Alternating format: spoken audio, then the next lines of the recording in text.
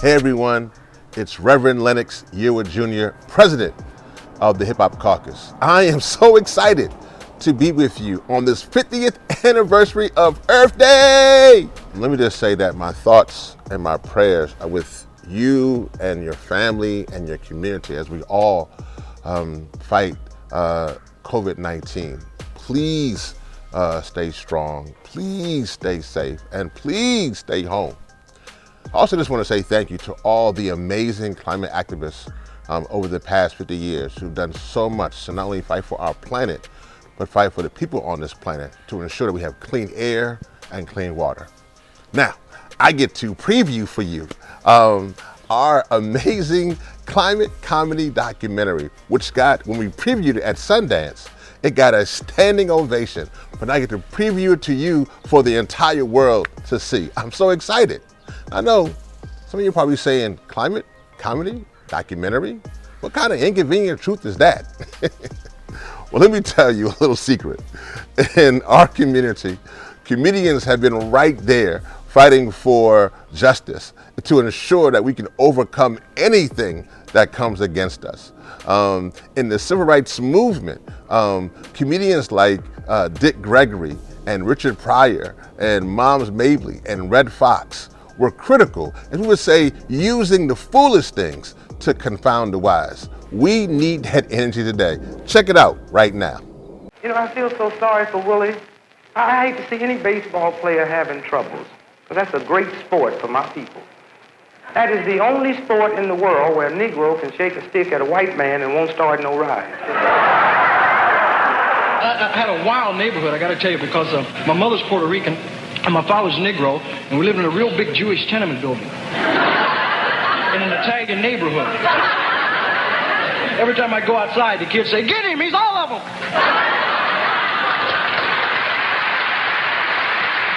People been talking about me. Yet even said that I'd pray. I'm not president. I'm not. But I don't like no old man. I don't give a damn what color he is. Well, I never belong to any group because I don't march. I'll catch a cab and meet them, but I ain't never marched. But you know, if people found more love and more understanding and more trying to, you know, don't put people down.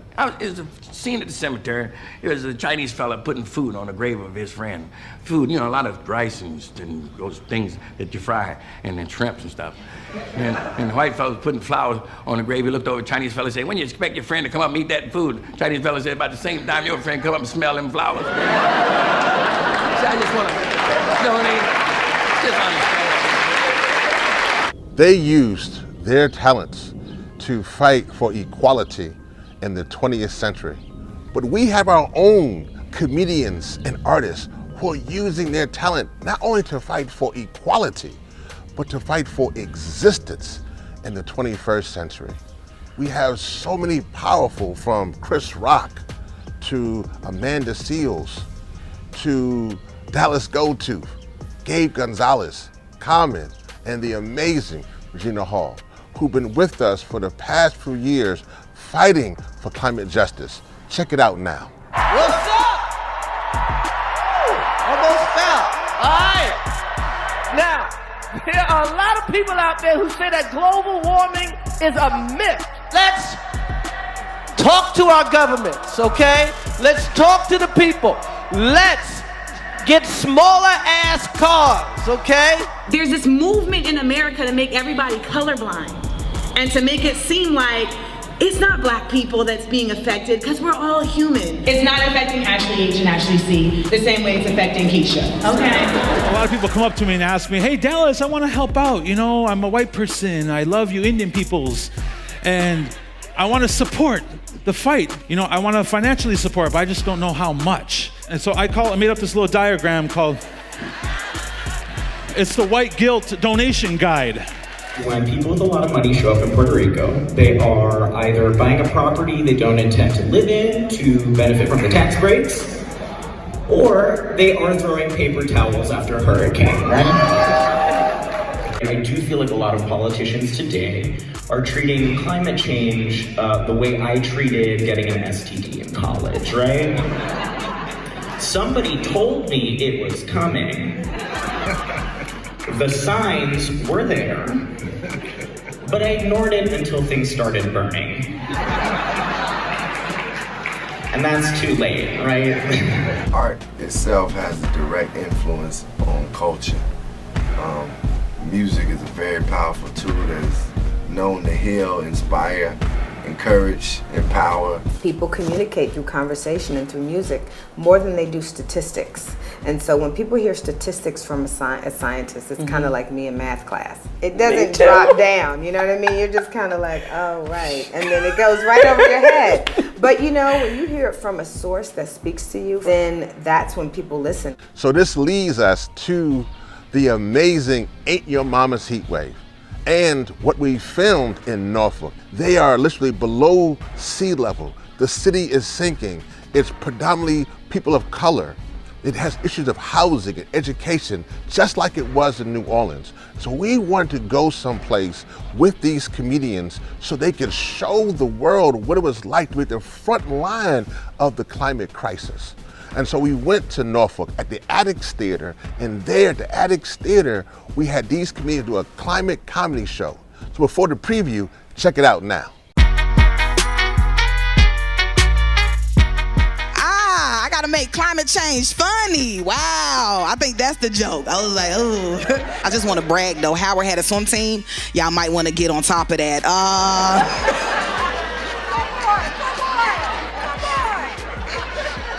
I often get to go to a lot of climate crisis events, and I'm the only black person in those rooms, even though we are the ones that are disproportionately affected by the climate crisis, which is messed up. And I want to tell you just a report from these white climate crisis rooms, what they worry about. Straws, sea turtles, black people. It's not a good order. It's not great. What up, VA?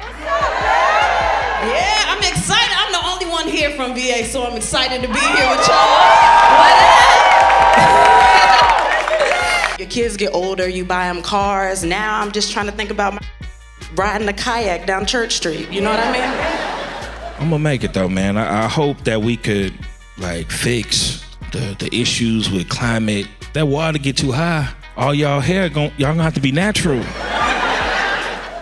Wasn't that amazing? Oh my goodness. It was so much fun to be in Norfolk to film this climate comedy documentary. Thank you to everyone in the Tidewater region for letting us come there to show this story so we can show what it's like to be on the front line of the climate crisis. Make sure this November, please make sure and vote.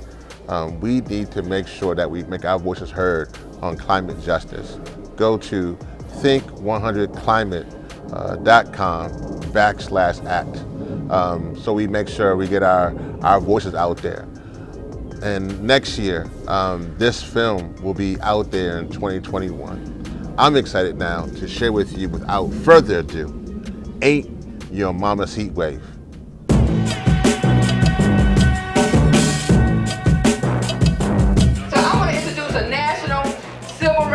Social justice leader, Reverend Lennox Yearwood.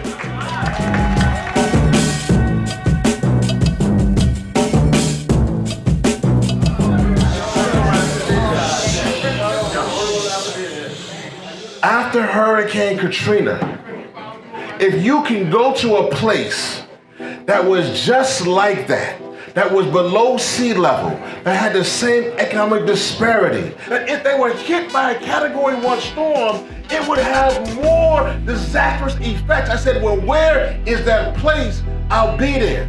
My son was born in '95. He's 24 now. He's just starting to get life. Is he really thinking about climate change? So comedy, I think, will help reach younger people that's not really thinking about it. That's the best way. We're here doing a climate crisis event. My name is Mamadou Njai, if you were wondering. And if you're white, my name is unpronounceable. You've seen her on BuzzFeed, Viceland, Amina Imani. We have someone who's been on tour with Wendy Williams, Kristen Sevilles. We've seen him on BET, HBO, Comedy Central, Clark Jones. Hello. Hi. Okay. Can I get a high five? Yeah. I've never considered Virginia like Southern until. Don't talk about the way we dressed. Oh, I know that's what it is. it wasn't. It was just the mannerisms, the hospitality. Okay. If you don't like it, once you mix it, I won't be offended if you don't eat it. Let me get a little ketchup. Okay. I always tell my babies try something at least once. That's right. Hampton Roads is a way of defining at least 7 cities or surrounding cities, and so we're one big family. Who is Hampton Roads really most proud of that made it out of here? The old heads definitely gonna mess with Missy Elliott. Like they love Missy, especially. He said the old heads. But this is definitely home. Yeah. You don't want to leave. It's so much to this place. It's a special place. Amina Kenny Alexander, good to see you.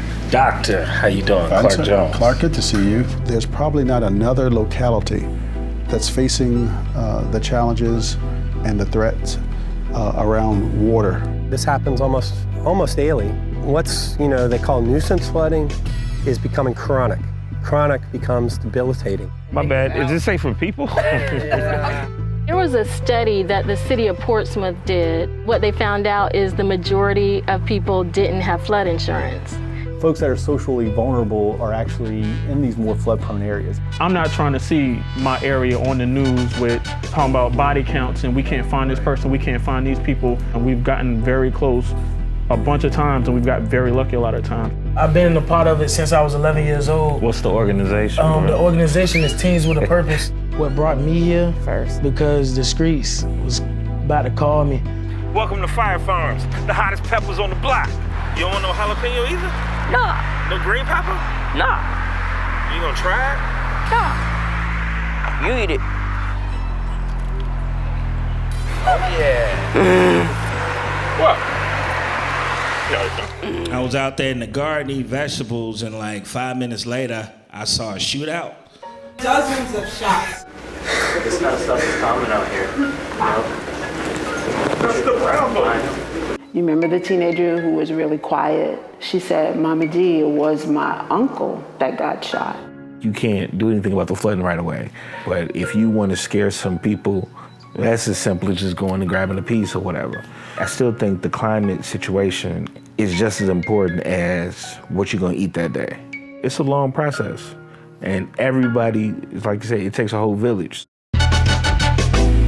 Climate change, for me, is a very personal and very spiritual thing because our ancestors were in tune with the whole weather from the beginning. When someone builds a bridge over your neighborhood, understand the ramifications for that. If the summer lasts 7 months, understand the ramifications of that. It's definitely going to take the younger generation connecting with the older generation and, the politicians connecting with the creatives. We don't have any other choice but to figure this out for our future. Yes, you're ground zero. Yes, you're in harm's way. But yes, you can be the solution to the rest of the country and the world to fix this climate crisis. You've got it all wrong. We will be triumphant. We will be overcoming. This ain't your mama's heat wave.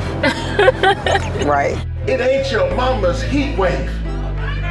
It ain't your mama's heat wave. Let's go get it. Come make sure and vote. Like your life depends on it because your life does depend on it. This coming Tuesday, and then keep organizing and mobilizing and energizing. Do all you can do for the next 12 months to make sure that the people are first. Somebody make some noise!